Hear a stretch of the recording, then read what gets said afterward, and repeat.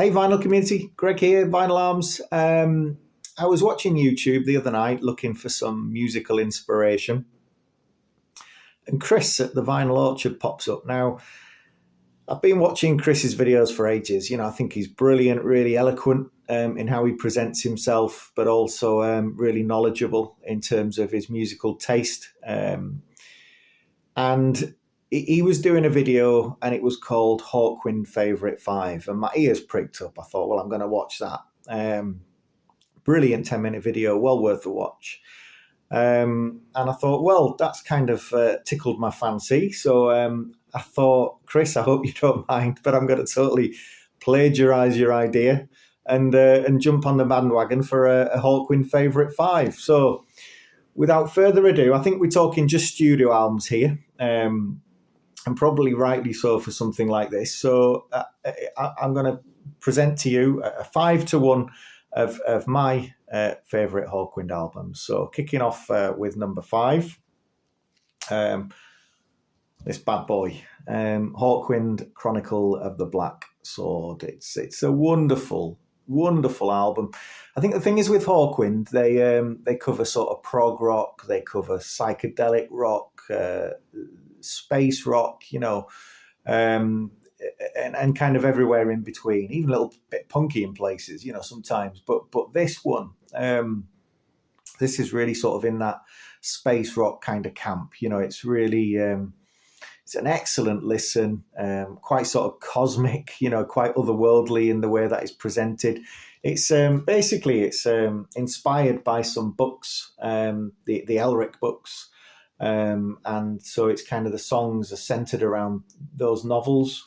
And you got great songs on here like Needle Gun is the opening to side 2. And it's just fabulous, really fast-paced rock, psychedelic rock track written by Dave Brock. And you've got one of my personal favorites, the very spacey, trippy, almost Zarazinya, again written by Brock and Tate. But also on there is on side B is the amazing Sleep of 1,000 Tears, a Brock and Moorcock composition. That side 2 for me is just an excellent sort of 20 minutes of musical intake. You can't go wrong. So yeah, number 5, Chronicle of a Black Sword. I think I've got the record here just to show you that's what the label looks like. And then number 4, this is more of a sort of a straight out rocker, I would say, in terms of Hawkwind. Levitation. This album is from 1980. It was on Bronze Records. And you've got classic tracks on here like Levitation, Psychosis, Who's Gonna Win the War, which was a single back in the early 80s. But a personal favourite of mine on here is Motorway City, which I just think really ramps along fabulously. As I say, a great rock track. Again, like all Hawkwind albums as well, absolutely lovely artwork. And I think that's, kind of... it really invites you in, to find out kind of what's going on in terms musically as well. This was also on Bronze Records, and it's a rather nice blue vinyl. So that was number 4. Number 3, I agree with Chris. I think this is an absolute fabulous album. I really do. It's kind of really highly charged. It's more sort of in the psychedelic camp, I would say, for Hawkwind. Really out there guitars, all the way through. Really psychedelic, as I say. And it's Do Re Mi Fa Sol Latido, I think is how you pronounce that. Now, this is the CD version. You've got the 7 tracks, which ends with The Watcher, but you've also got some bonus tracks on this issue from Parlophone, of Urban Gorilla, Brainbox Pollution, Lord of the Light, a single edit, and Ejection, a previous unreleased version. But originally that album came out in 1972, and it's an absolute belter. It really is. Okay. Number 4. So we've gone from 1972 Hawkwind to 2023 Hawkwind. And that is testament to the band, really, and the fact that they've kept making music for all those years. And this is their not the latest album, but the one before that, The Future Never Waits. When this dropped, I was absolutely knocked sideways because, the expectation maybe wasn't that much, if I'm honest, and this just blew it all apart. I mean, it's an absolute wonderful album. It's 70 minutes long as well, so it really sends you on a trip. And this is one of those sort of space rock Hawkwind odysseys. The tracks are long. You've got 8-9 minute tracks on there. So there's a lot of jams on there, a lot of repetition of beats and grooves and guitar and structure, and it works really well. It's a really, really enjoyable listen. And I think one of the sort of the newer members to Hawkwind has added so much value to the band from a different angle. A guy called Tim Lewis, who also goes by a pseudonym of Thighpole Sandra. Now, I'd been familiar with this guy long before he joined Hawkwind. He used to play in Spiritualized. He was on a few Spiritualized records. He was also a member of Coil as well, and was involved in some of their recordings. And he put some really exciting experimental music of his own right under his own moniker, as I say, Thighpole Sandra. But what he brings to this is sort of keyboards and sort of samples and kind of a fresh input into the existing sort of psychedelic rock base, but also putting in this, as I say, this fresh look of how to build the songs around the keyboards, and it works really, really well. So this album for me is absolute class. 2023, 50 years in the band, the 50 plus years the band have been making music, and then they knock something like this out, and it's like, wow, it's as good as anything they've done. So yeah, excellent recommended album there.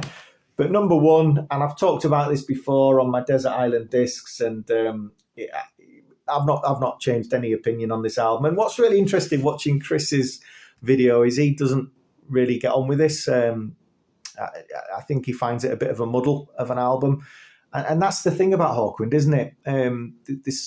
They've done so much music, and so much variety, and so many incarnations of the band, and so many different approaches that if one album doesn't hit the mark, then another one will, because they're just quality. But for me, they're my personal favourite album of theirs is their first album, Hawkwind. This was released on Liberty Records back in, was it 69 or 70? It will say on the record, I'm sure. 1970, lovely Liberty label there. And it's a great pressing as well. It sounds absolutely gorgeous. But when I picked this up, I mean, I was late to the party with Hawkwind. I didn't really discover them until I think I got this in 1990, maybe 1991, at a record shop in York, of all places, and it was just there. I was looking for sort of Soundgarden or I don't know, Slayer or something like that, and I saw this cover, and I thought, wow, yeah, that looks interesting. Let's give that a go.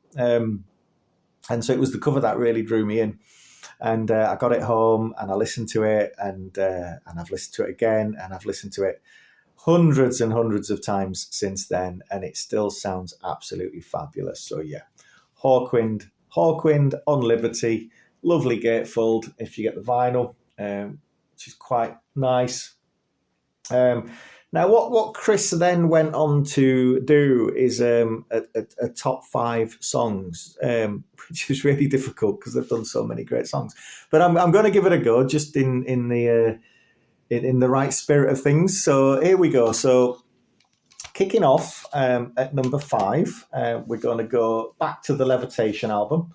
And there's a song on here called Motorway City, an absolute driving rock tune. It's brilliant.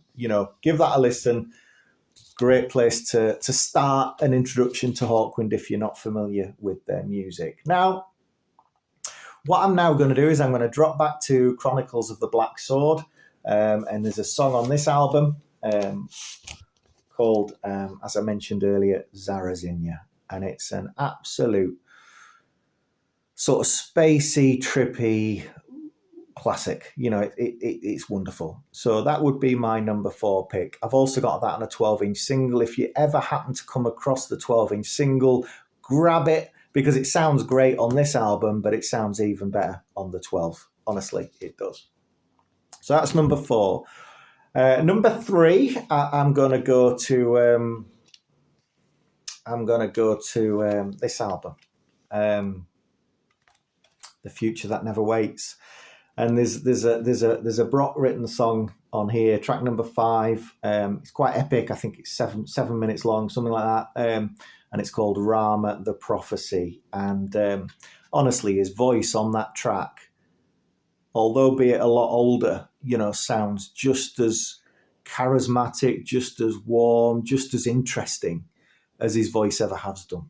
So there we go. Rama, number 3. Number 2. I'm gonna go to this one now. The Remy was high up on Chris's list, and Chris chose, if my memory serves me right, he chose Brainstorm, the opening track to this album, as one of his favourite tunes, and I can see why. It's an absolute belter. But for me, I'm going to go for the repetition of Time We Left This World Today, which is 8 minutes of absolute blistering guitar bliss. It's just great. So number 2, there we go. And then number 1, I was thinking about picking Herry on Sundown from the first Hawkwind album, because it's wonderful. But I'm not. I'm going to do a bit of a wild card. I'm going to put that album over there, and I'm going to go to the ever classic. I think the cover gives it away. The ever classic Silver Machine, which I think probably put Hawkwind on the pedestal to future greatness, back when that came out originally. A great track, a great band. Thank you, Chris, for sort of getting my thought processes going on this one. And thanks for watching. Speak later. Bye-bye.